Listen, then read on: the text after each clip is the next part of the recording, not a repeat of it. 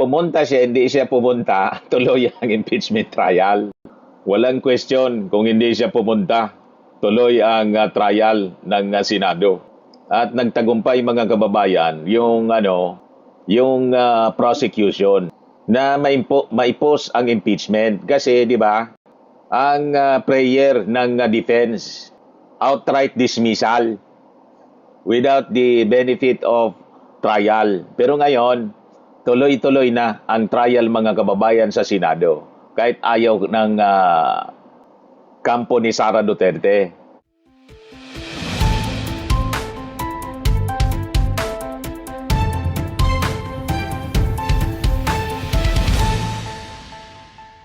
Hello po mga kababayan, si Dante Maravillas. Breaking news ngayon, yung security ni Sara pumunta sa Senado. Ayan mga kababayan, sa day 2 ng impeachment trial.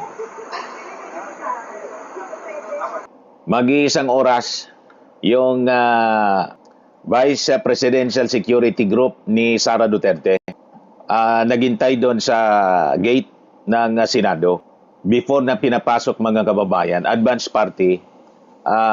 So with that, sinasabi sa mga balita baka mag-attend sa day 2 ng impeachment trial si Sara Duterte. Pero wala pang confirmation, sabi dito sa report. Yan holding area para kay BP Sara inihanda na, sabi ng Senate Sergeant at Arms na si Alfred Corpus.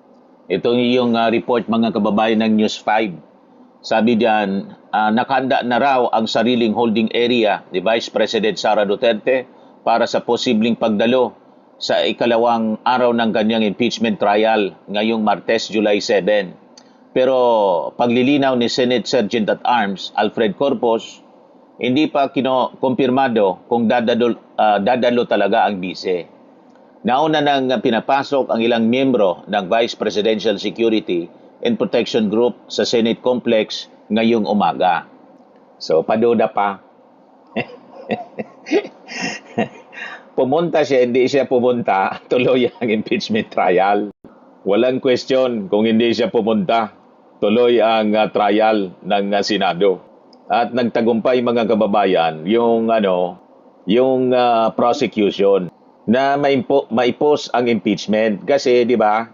Ang prayer ng defense outright dismissal without the benefit of trial. Pero ngayon, tuloy-tuloy na ang trial mga kababayan sa Senado.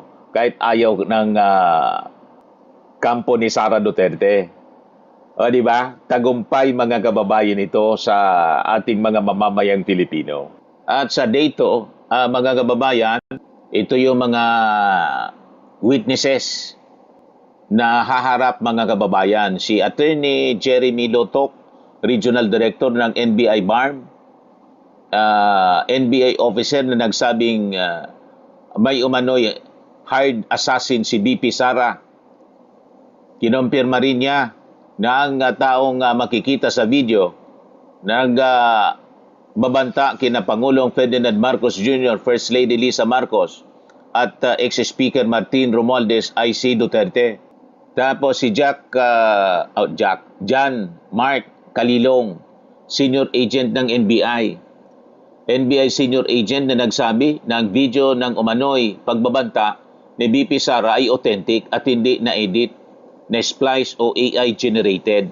Saka si Captain Belinda Bello, Executive Director Legislative Security Bureau ng House o SAA, na nag-serve ng order ng House Committee on Good Government para ilipat si Zulaika Lopez sa Correctional Institute for Women sa Mandaluyong.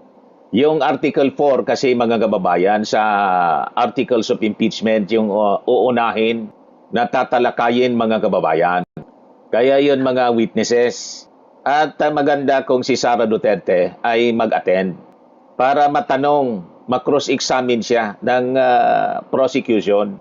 Kasi sabi niya mismo, no joke, may kinuha na niya akong papatay kay BBM, kay Lisa Marcos, at saka kay Martin Romualdez.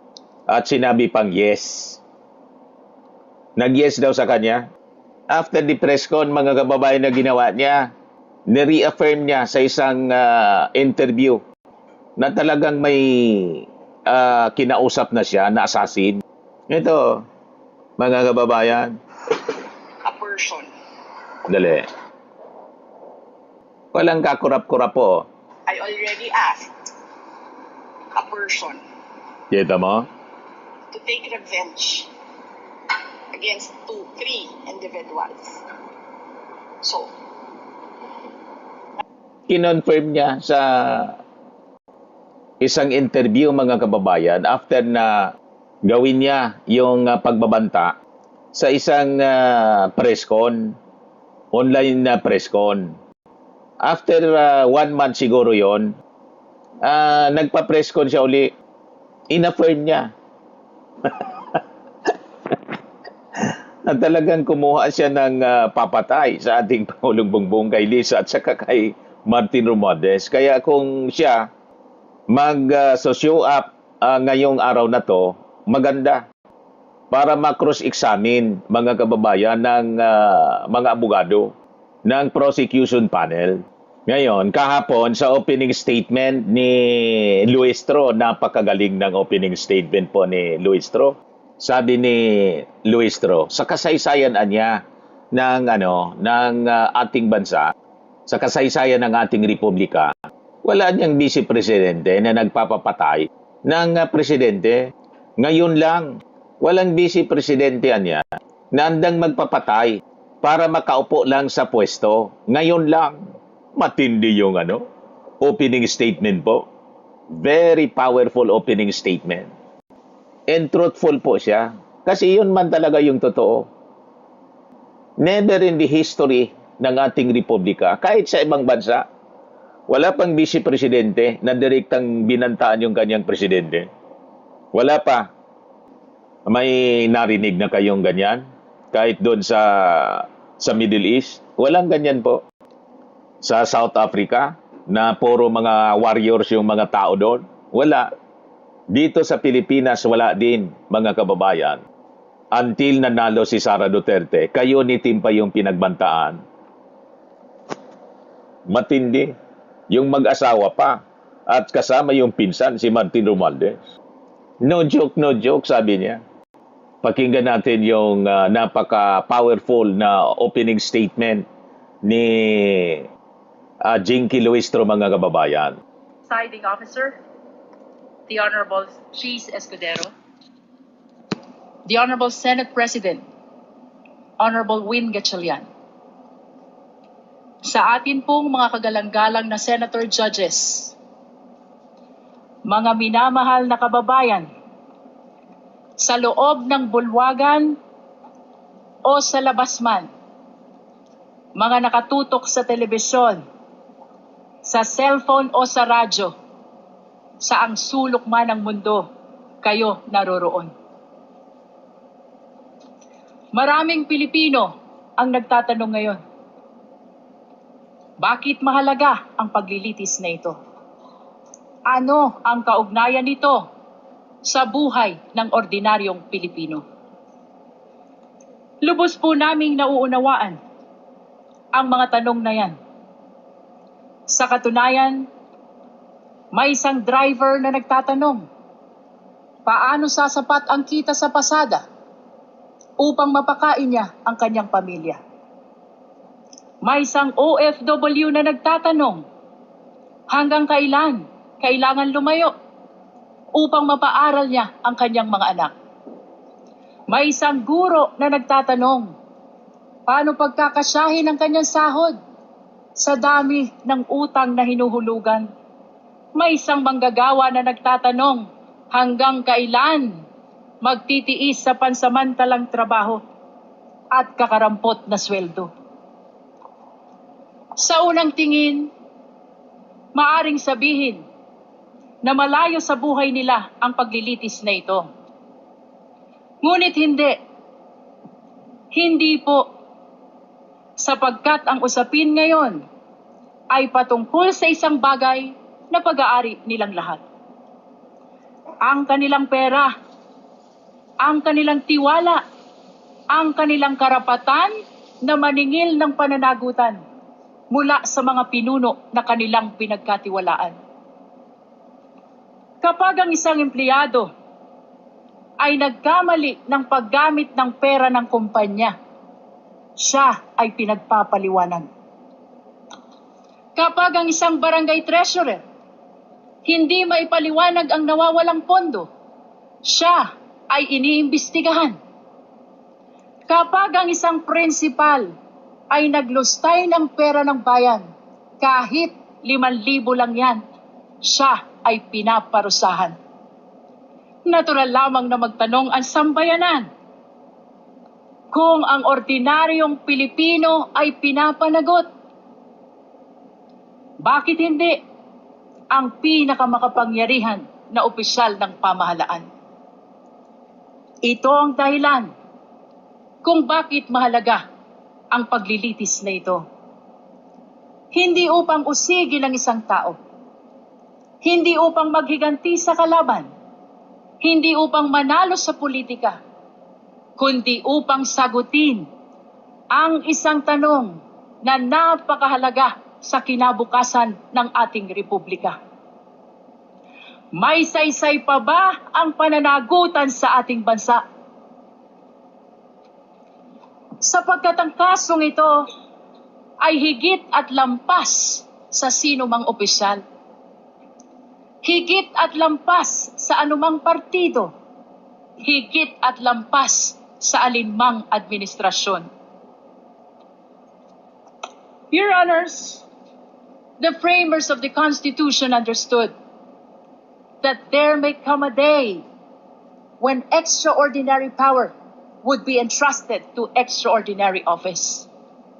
They also understood that there may come a day when trust would be broken.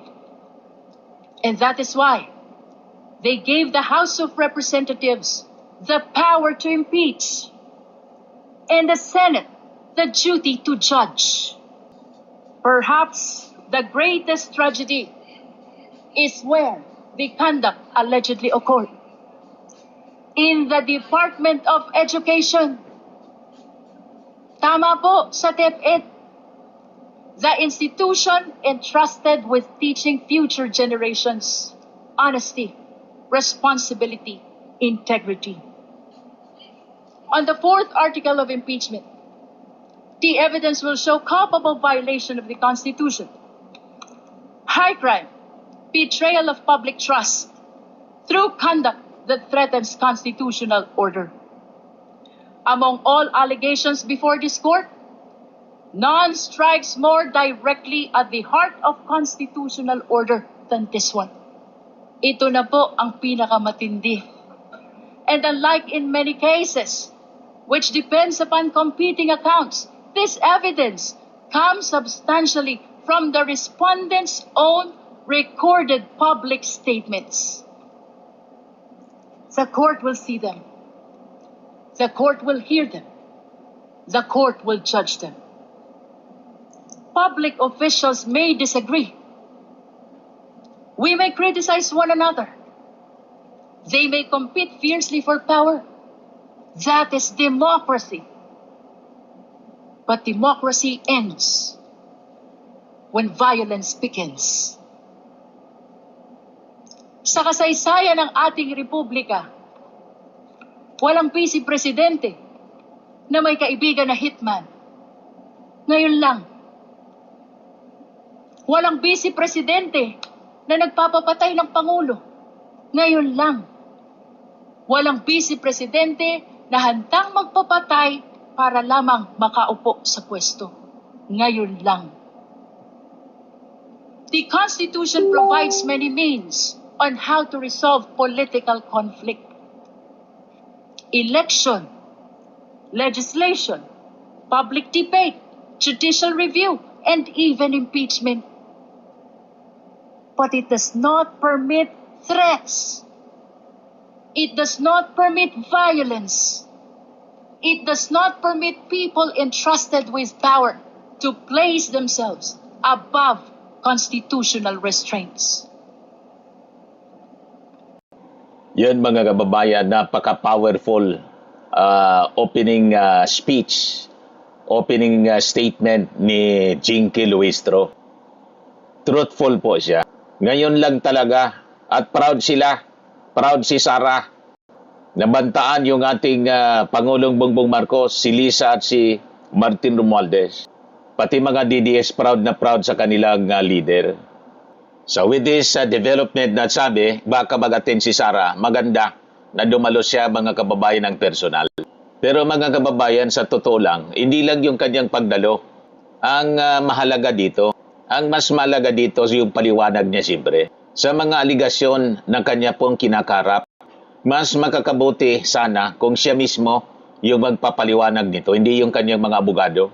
Hindi po attendance yung inahanap ng taong bayan, kundi yung kanyang paliwanag.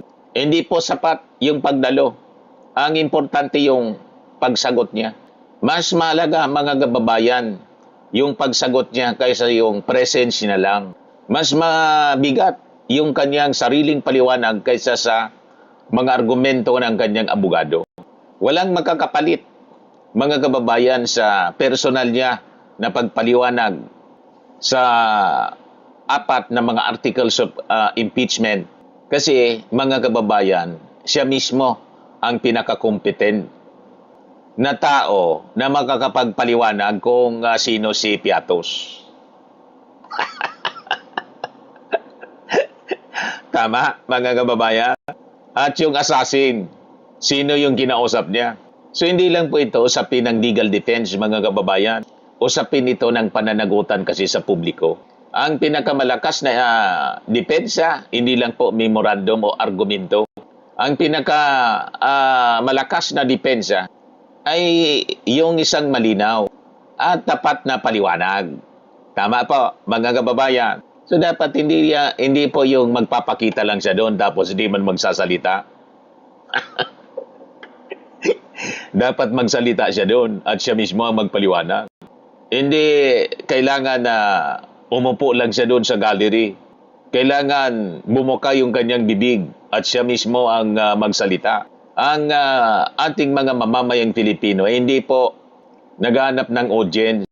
Ang inaanap po nila yung sagot mula sa bibig mismo ni Sara Duterte. Kasi marami siyang sinasabi, pero yung sinasabi niya, hindi man sagot doon sa mga tanong. Yung mga papresko niya, mga kababayan, di man niya sinasagot yung mga tanong. Iniiwasan niya yung mga tanong, mga kababayan. At may pagkakataon pa na may nagtanong, hindi niya gusto, hindi niya sinagot, walang tanong-tanungan niya. Huwag nang magtanong. Hindi pwede po yung ganon. Napipiliin mo lang yung sasagutin mo. Di ba? So, mabuti kung siya ay dumalo ngayon, mga kababayan.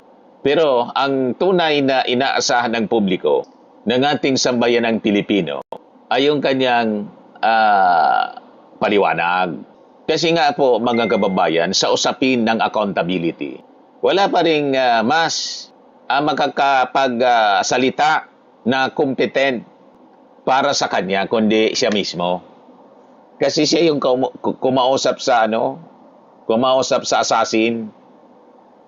Kailangan i-identify niya yon kung sino yung kinausap niya at nagsabing yes niya.